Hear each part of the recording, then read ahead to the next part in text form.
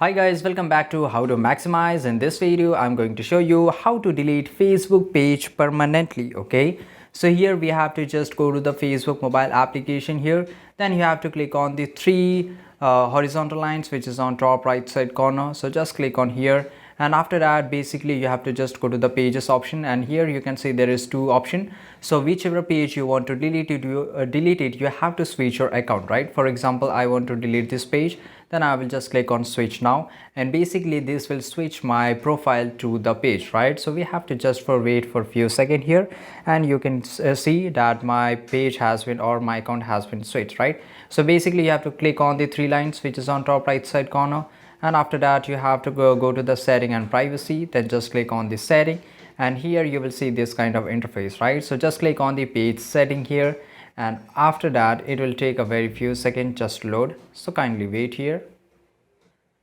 Now guys, you have to scroll to the bottom, and here you will find somewhere that is called access and control, which is below Facebook page information. So just click on the access and control, and here you will see that you will see the option of deactivation and deletion. So just click on here, and after that you will be redirected to a new page, and we will just refresh it out, and here you have to select delete page, right? So basically deactivate is for the temporary purpose and delete is for the permanent. So just click on the continue, and after that again click on the continue here, and if you want to download your data, your past data, whatever you have, content which you have uploaded over the page, you can download it, right? And you can even transfer. After doing it, just click on the continue here, and again if I enter my password of my ID, my page will get completely deleted, right? So this is pretty easy guys. I hope you found this video really easy and helpful, and if you did, leave a comment down below. Make sure to like this video, subscribe channel, and see you guys in the next video.